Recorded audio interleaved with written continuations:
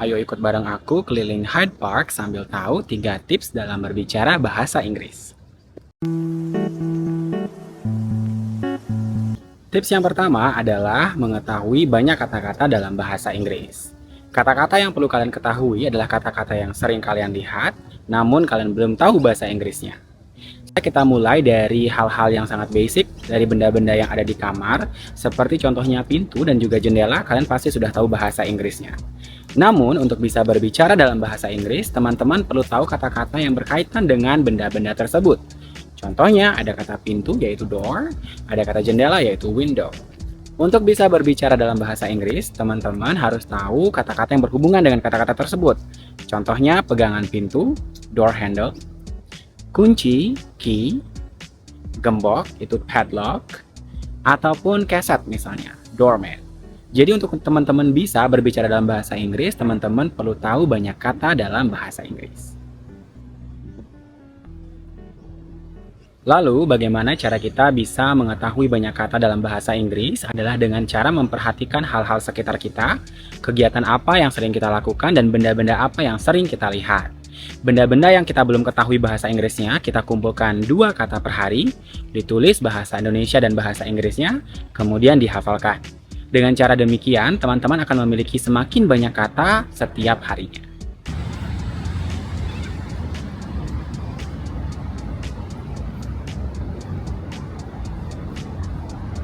Cara yang kedua adalah teman-teman dengan menaruh kata-kata tersebut dalam latihan berbicara. Kak, gimana caranya berbicara kalau kita nggak punya teman yang diajak berbicara bahasa Inggris? Nah, teman-teman, kalau misalnya teman-teman memiliki sahabat yang dekat, akan sangat baik kalau teman-teman berbicara bahasa Inggris setiap harinya, karena sekali lagi kata-kata yang dihafal tidak akan bisa menjadi sebuah ilmu jika belum digunakan dalam berbicara bahasa Inggris. Oleh karena itu, teman-teman penting memiliki seseorang yang ada diajak untuk berbicara bahasa Inggris.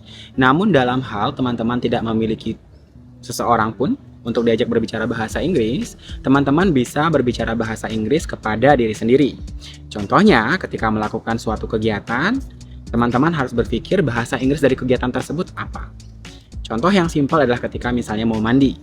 Teman-teman dari awal misalnya ngambil handuk, berbicara dalam bahasa Inggris, membuka pintunya, melepaskan pakaian, menghidupkan keran, sampai akhir kegiatan dari mandi itu sendiri, teman-teman translate ke dalam bahasa Inggris. Dengan demikian, teman-teman akan belajar untuk mempraktekkan apa yang sudah teman-teman hafalkan ke dalam latihan berbicara. Yang ketiga adalah latihan, latihan, dan latihan. Teman-teman harus ketahui bahwa konsistensi adalah kunci. Setelah menghafal kata-kata dan berlatih bahasa Inggris, yang perlu teman-teman lakukan adalah meneruskan latihannya. Karena sekali lagi, tanpa konsistensi, tanpa pengulangan yang dilakukan berkali-kali, maka ilmu yang sudah dihafalkan, yang sudah masuk ke dalam otak akan bisa terlupakan.